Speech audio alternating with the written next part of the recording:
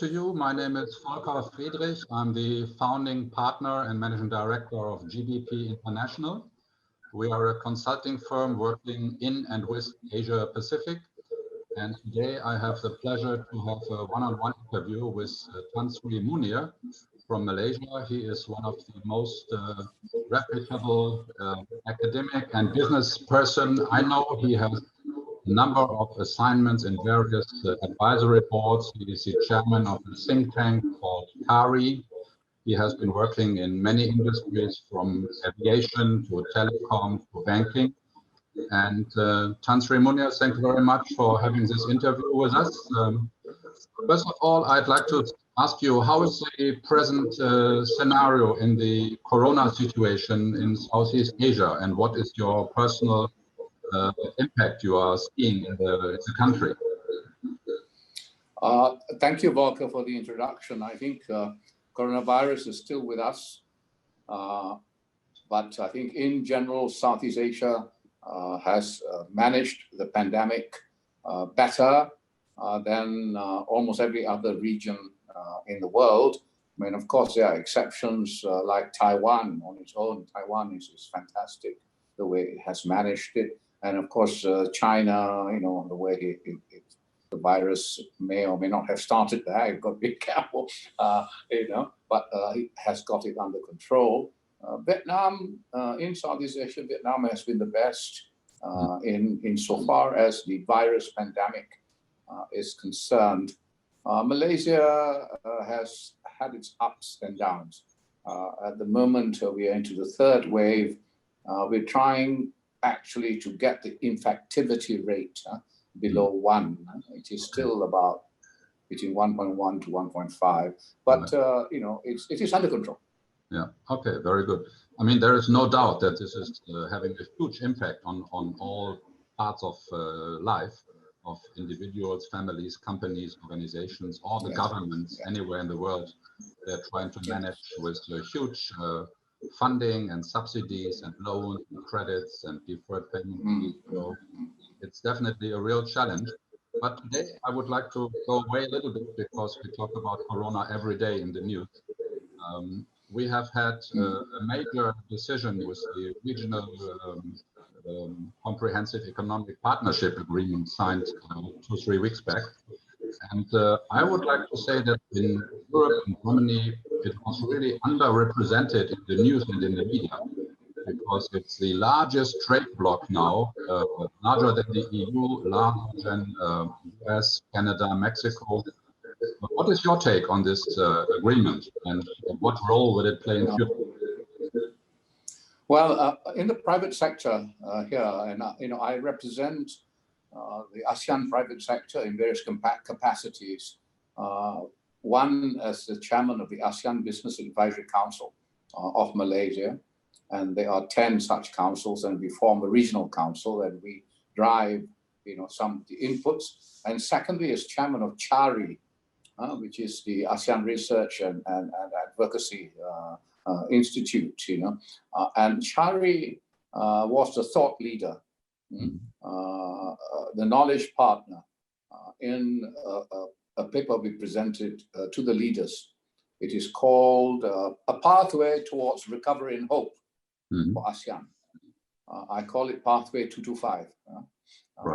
There are 225 actionable steps that we call upon the ASEAN leaders to take. These are business driven. There's a widest ranging consultation that took place that was anchored by CHARI, and we got inputs from all around the world through the EU ASEAN Business Council, the US ASEAN Business Council, Australia, UK, Canada, you know, you name it, everyone had an input and an idea. And one of the things that we highlighted there was that the RCEP must be signed this year. Of course, it has happened. It has been signed. It was signed on the 15th of November. It is, of course, not ratified yet. Okay. To be ratified and in force, It will be in force 60 days after 6 ASEAN countries have ratified it, and 3 of the 5 non-ASEAN countries have ratified it. Of course, it'll take a bit of time yet, signing it, of course, the first step. Next, of course, is bringing it into effect. And then, of course, thirdly, then you will see how it comes into effect, in terms of reality. It is a very good agreement. Obviously, there were so many different countries involved. I think the Indonesian negotiator on behalf of ASEAN put it best at the end of it. He said, simultaneous start. Okay, everyone starting, but differentiated timetables.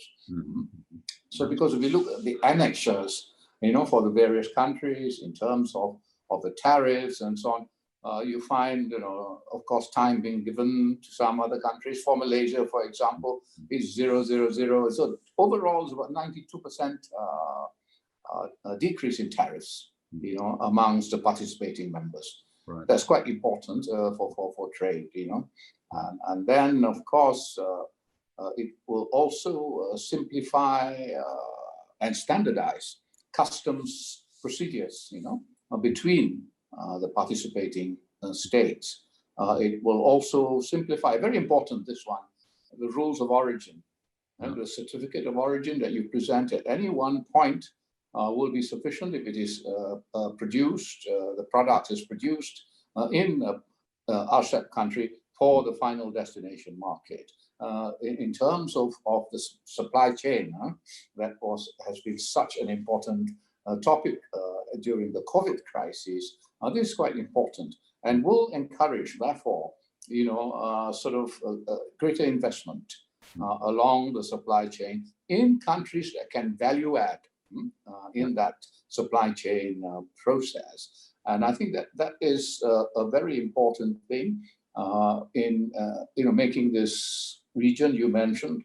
It has eclipsed the EU as the largest trading bloc in the world. It's interrupting you here. And I think it's a very ambitious and very wonderful target and vision and mission which has been signed. And I think also in some activity we have been monitoring the development of ASEAN together. And there have been shortcomings in ASEAN. We have had a number of events where we have been discussing EU-ASEAN cooperation. Can't we say that this is even more complex because we have even more partners to bring under one umbrella than 10 ASEAN countries? And this RCEP. No, I think realistic. I think EU-ASEAN remains EU-ASEAN, but the problem is the EU-ASEAN FTA has taken a very long time, to be negotiated. Yeah.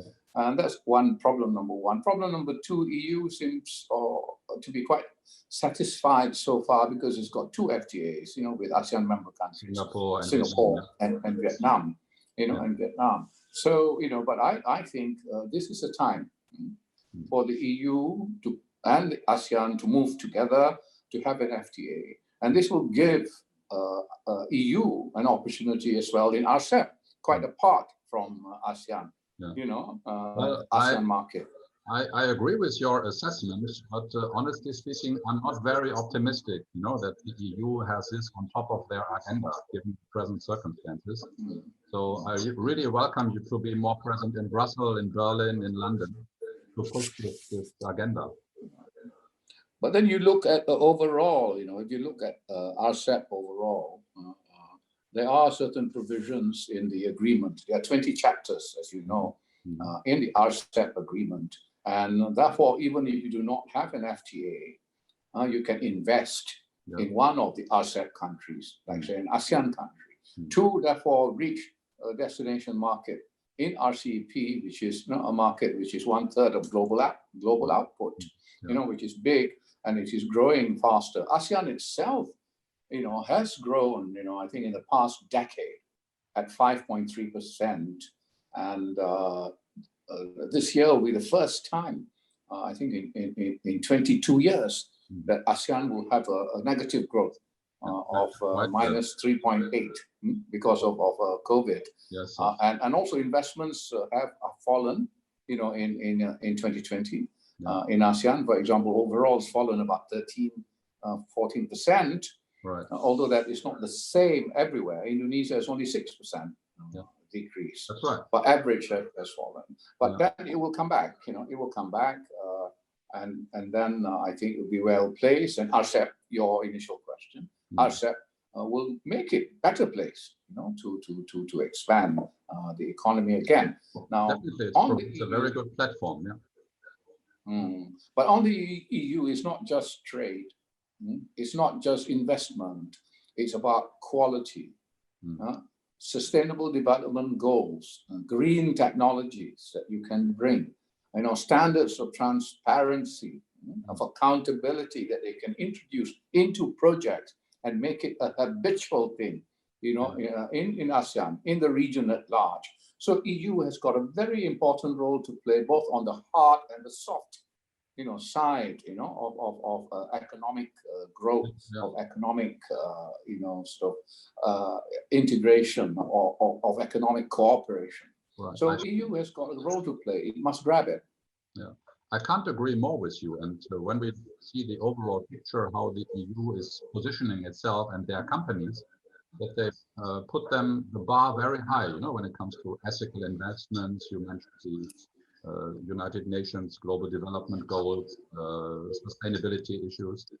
I'd like to draw the discussion a little bit towards the role of China in the RCEP, as well as in the overall global, let's say, trade discussion with EU, US-China conflict, transition of power in the US in January. Where and how do you see China playing along? The negative view here is that China has a very nice tool now with RCEP to dominate 1/3 of the world population as a key player in the RCEP community, and that EU, US kind of put on the sidelines. What's your view on that one? Yeah, you are, quite right. Everyone worries about China, is bothered about China's dominance. Now that is undoubtedly there is obvious Chinese dominance in the region. Now the question is whether there will be Chinese domination of the region. The difference, and that domination means across all sectors, across all thoughts, across all fields. And therefore, while they may have dominance, in terms of trade, in terms of investment, perhaps infrastructure development, and so on, they should not have the dominate the region. And the only way they cannot dominate the region is if other states, other regions come into this region. That's point number one. So others, it's not a game of power politics. It's a game of presence, of involvement and presence. Why should not other parts of the world come and get involved? Right? It's not an exclusive arrangement. Secondly, I think the second point is actually people forget that RCEP is an ASEAN idea. It's an ASEAN initiative. And it was intended to ensure that there was ASEAN centrality in economic growth and regionalization. Now, ASEAN, after having achieved this signing, must take ownership of RCEP. It cannot sort of allow RCEP to be dominated by 1, 2, or 3 countries. ASEAN must therefore show its mettle and be able to act as one, which has always been a weakness of ASEAN. And people say, ASEAN is not able to decide. The other member countries of RCEP are single countries, nation states, who can decide very fast, who are very focused. And maybe China is very, very focused, right? And therefore, they say, well, ASEAN is going to be divided, it's going to be splintered. And therefore, different states will take different status. And if ASEAN allows that to happen, it could mean the splintering of ASEAN. And therefore, something that ASEAN started should not result in its splintering. It should stay the course, follow it. At the same time, if there are outside parties also involved with ASEAN, it will help, sort of gel, the ASEAN togetherness. And therefore, ASEAN must take ownership and not give up leadership of RCEP. Well, that's all fine and well said, let's say, in brackets, in theory. In practical terms, we also have some observations here in the EU, which is always trying to negotiate in a unified form. And we have some observers who say, look, China buying harbors in Greece or in Italy, they are starting to split the union. And do you see the risk that China will make bilateral agreements, let's say with Indonesia or with Malaysia, where they give them certain benefits and they ask them in return not to be so strong in the RCEP negotiation? I think, I'll take up 2 points from what you just said. One, I have been very critical of ASEAN leadership, of ASEAN decision-making process. I have been hitting out very hard in newspaper articles, at meetings, with ASEAN officials, with ASEAN leaders, and so on. So I think they have to up their game in terms of leadership and decision-making. If they don't, they're going to be, hit for six.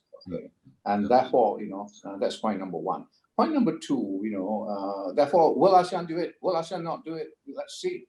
Let's see how it goes. Now, but if point number two, if you have engagement by third countries, by third regions, you also inject a different kind of dynamic in the development process. I'll give you an example.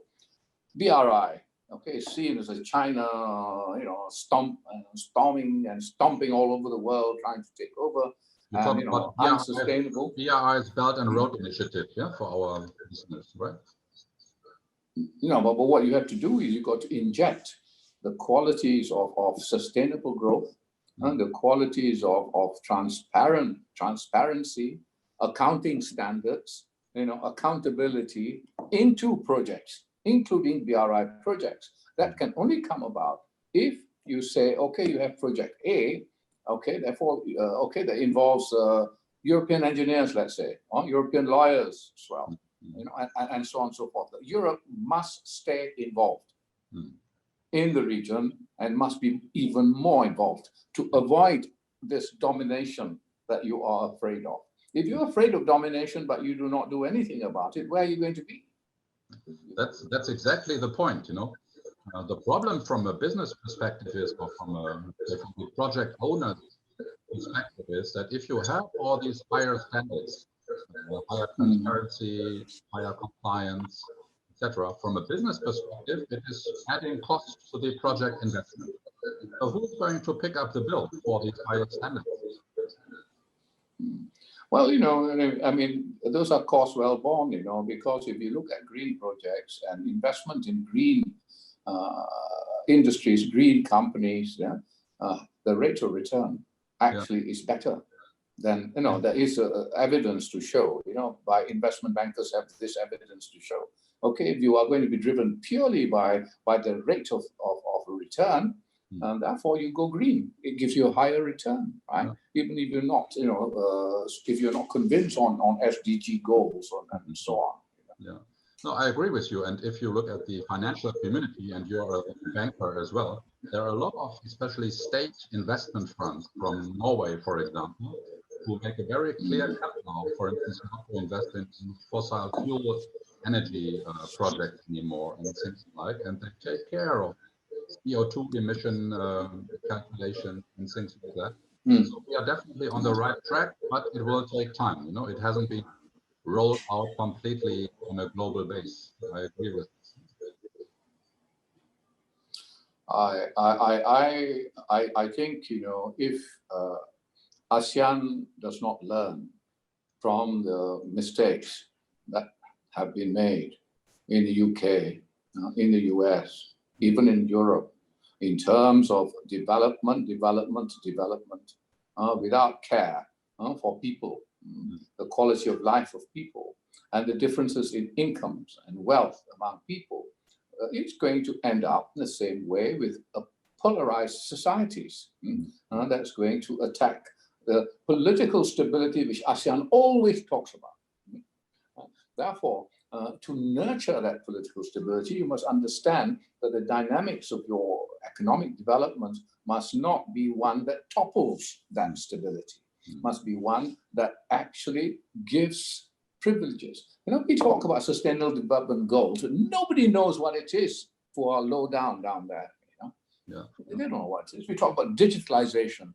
I mean, they say, okay, I use my mobile phone. That's about the length of it, insofar as digitalization is concerned. However, if you're able to provide public health satisfaction by using the digital platform, you are satisfying the individual need, sustainable development goal, healthy population to sustain the economy, and the digitalization process. That's why in our pathway 225 proposals are very clear to see the interlinkages between the different goals and making sure they're interlinked, and that people can do business. You know, you can make investments in ag tech, healthcare, and those are the two main growing areas, of course, as a result of COVID. And in that respect, we also have to give credit to China now, who is the largest investor now in solar parks, in renewable energy. They have also made a statement where they are committing to make the Chinese industry more CO2 neutral. So they are investing heavily in this. There's no alternative on a global scale anyway, if you believe the facts and you listen to the scientists. But even as you talk about development, use of new technologies and new chips, artificial intelligence, every darn thing under the digitalization process, even as a result of it, there are certain other needs. Cybersecurity. Cybersecurity investment in cybersecurity is so critical. I've read a forecast that by 2021, next year, any new organization will fall victim to ransomware. Every 11 seconds in the world, every 11 seconds, costing businesses, it is predicted up to $20 billion a year. Yeah, it's a huge industry, and definitely. Therefore, you've got cybersecurity software, you've got cybersecurity, sort of offerings. I mean, it's also very, very much part and process of this whole continuum of all that's being done in the name of digitalization. Yeah. One aspect I'd like to touch on is as a result of the China-US trade conflict, we have seen quite a lot of benefits from investors taking their investment out of China, and they invested in Vietnam, Cambodia, Malaysia, Indonesia. Do you see this continuing as we are entering this transition in the US government, or is this just a little glitch in the infra or inner ASEAN or inner Asian investment distribution, I could say? Well, as you know, Volker, the investment out of China, relocation out of China took place even before the US-China trade war, primarily for cost reasons, because cost of production in China was rising. Of course, it was accelerated by the US-China trade war, and now accelerated even further by the COVID-19 consequences of people looking at supply lines, looking at disruption in supply chain, people wanting to nearshore, and have strategic protectionism, as is talked about in Europe, for example. Yet, what we're going to have now, as you say, as a result of RCEP, and with the result of the certificate of origin, being a facilitative factor in allowing movement of goods and even some services, in the RCEP chapter, I think, if I remember correctly, chapter 8. So all these things will actually result in the region, yes, being on the supply chain. Relocations will take place at places which are cheapest, but also which have the human capital to add value from that that's in all my experience. That is a key decision-making factor for any investor. You know, you have not only cheap labor or cheap resources, but also quality resources. It's still the bottleneck for many investments, not only in Asia but anywhere in the world. Okay, Tan Sri, I'd like to go a little bit more pragmatic, because you are also a very savvy and successful businessman. If you put yourself into the shoes of, let's say, a European mid-size, let's say, machinery company, is this the right time to look more closer to an investment into the ASEAN region now, or is it a little bit tricky now and blur because of all these changes going on, of the COVID situation, of China-US relationship? What is the strategic scenario from your point of view? I think it's absolutely the right time, because the ground has been, as it was, zeroed out, hollowed out. At the same time, the digitalization products have been discovered, which are the ones that are most needed and most need to be delivered.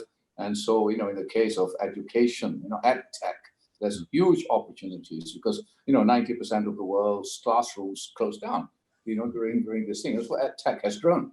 It's therefore the quality of the product that you offer, like your recording here, the quality of the recording that you offer will be the determinant of whether people buy your product or not. So ed tech is very important, and therefore people have to think of YouTube productions or recordings that they can sell that fulfill needs of education, language needs, and so on. So ed tech will certainly grow. And secondly, I think health tech. I mean, there are things like still, despite the vaccine, that is still need for mass testing. You need that device. You need that device for mass testing.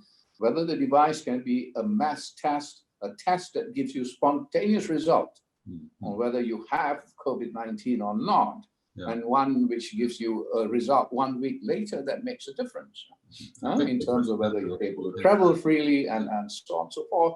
And of course, these sorts of technologies can also be applied, because we're talking COVID-19, we forget about other things, about diabetes and other things. So those technologies can also be used, to test other diseases, the existence of other diseases. So you democratize public health by making it easily available, and more portable equipment are also available, to help people stay healthy or ward off, So those are two areas that I think are probably the most evident ones in respect of new investment that you should make.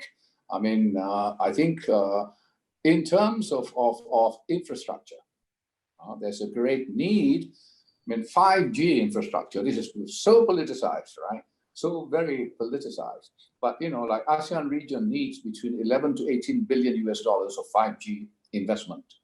And therefore, whether the Ericssons or Nokias are going to come in and give competition to Huawei or not, depends on whether you think it makes it worth your while to come here. And it would be worth your while. It's all interlinked, and it's a very nice and complex situation, and one doesn't go without the other. So very good. You mentioned another sector which is also seeing big changes. This is education, online learning. I know you have been giving lectures at the London School of Economics. I actually don't know as you still do that. So I think there is a huge need for exchange of programs and education between the universities. And, sadly, we say it's all online now, and students are not able to travel. So that's going to be a big catch-up project and process. Yeah, I mean, online has its limits, of course. Like you and I, we would rather sit down over a drink or have some dinner and talk about these matters, like talking right now. Even ASEAN Business Advisory Council, I was talking to my counterpart in the Philippines just a few days ago, and we decided it would be a good idea to have a Christmas party online. So we're trying to fix a Christmas party. Everyone has his isolated drinks, but at least you're talking. At least you're talking. Well, it's not the same thing. It's not the same thing. Agree. It's second best, no doubt about it. Yeah. Some things are second best, but some things are better online. And on the other hand, you have to see what would be the alternative. If we are in this situation without all this technology, without all this technology and the tools we have available. So all in all, the world is still moving. The companies are producing. People are able to buy the deliveries. Technology there is a huge help.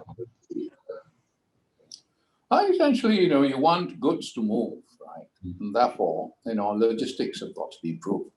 Right. And investment in logistics. Secondly, you want people to move.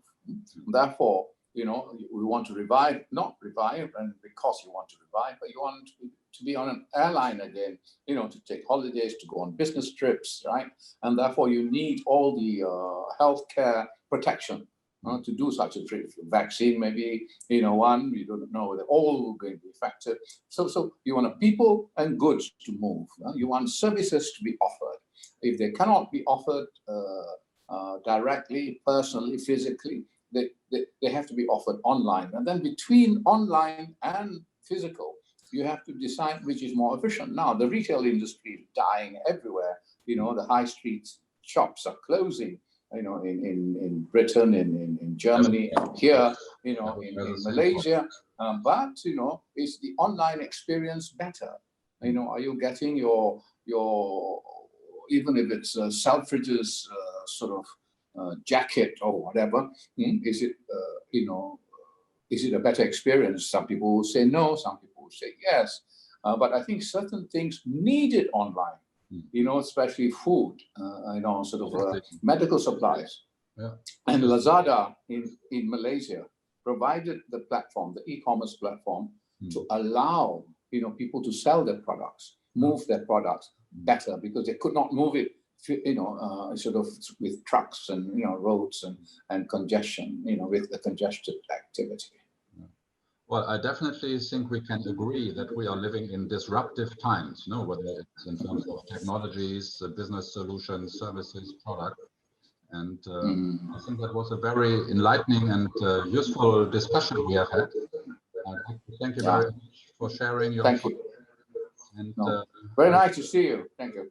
Thank you very much. Stay online. Right, bye-bye. I will stop the recording of our interview. Maybe we can have a little chat later on. Just stay on the line, please. Yeah.